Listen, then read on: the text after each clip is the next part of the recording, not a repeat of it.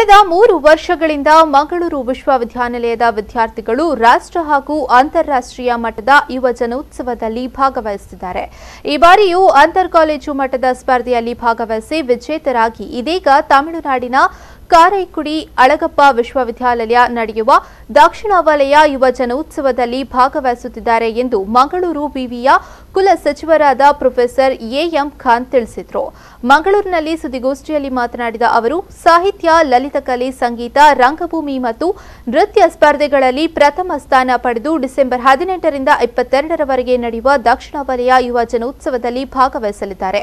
ಮಂಗಳೂರು ವಿವಿಯ ಅಧೀನಕ್ಕೆ ಒಳಪಟ್ಟ Govindadas college Surathkal, Bhandarkar college Kundapura, MGM college Udupi, SDM college ಉಜಿರೆಯ ಒಟ್ಟು 42 ವಿದ್ಯಾರ್ಥಿಗಳು ಭಾಗವಹಿಸಲಿದ್ದಾರೆ ಎಂದರು। ಸಾಹಿತ್ಯ, ಲಲಿತಕಲೆ, ರಂಗಭೂಮಿ ಮತ್ತು ನೃತ್ಯ ಈ 5 ಏನು ಬೇರೆ ಬೇರೆ ಇದು as per the AIU regulations ಇದಾವೆ, ಅದರಲ್ಲಿ ಎಲ್ಲರಲ್ಲೂ ಭಾಗವಹಿಸಿ ಅದರಲ್ಲಿ ಎಲ್ಲ ಫಸ್ಟ್ ಪ್ರೈಸ್ ಯಾರು ವಿನ್ ಆಗ್ತಾರೆ ಅವ್ರಿಗೆ ನಾವು ಸೌತ್ ಝೋನ್ ಲೆವೆಲ್ಗೆ ಕಳಿಸ್ತೇವೆ। ಅಲ್ಲಿ ವಿನ್ನರ್ಸ್ ಯಾರಾಗ್ತಾರೆ ಅವರು ಮತ್ತೆ ಆಲ್ ಇಂಡಿಯಾ ಲೆವೆಲ್ಗೆ ಹೋಗ್ತಾರೆ।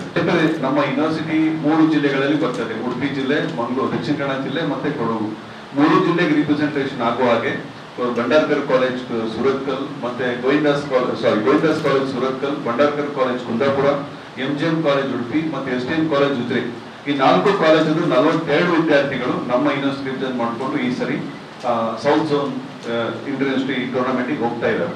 ಸೊ ಹಾಗಾಗಿ ಅವ್ರಿಗೆಲ್ಲ ನಾವು ವಿಶ್ವವಿದ್ಯಾಲಯ ಪರವಾಗಿ ಆಲ್ ದ ಬೆಸ್ಟ್ ಹೇಳ್ತಾ ಅಲ್ಲಿ ಕೂಡ ಗೆದ್ದು ಆಲ್ ಇಂಡಿಯಾ ಲೆವೆಲ್ಗೆ ಹೋಗ್ಲಿ ಅಂತ ನಾನು ಅವ್ರಿಗೆ ಸುದ್ದಿಗೋಷ್ಠಿಯಲ್ಲಿ ವಿದ್ಯಾರ್ಥಿ ಕ್ಷೇಮ ಪಾಲನಾ ನಿರ್ದೇಶನಾಲಯದ ನಿರ್ದೇಶಕರಾದ ಪ್ರೊಫೆಸರ್ ಬಾರ್ಕೂರು ಉದಯ ಉಪಸ್ಥಿತರಿದ್ದರು।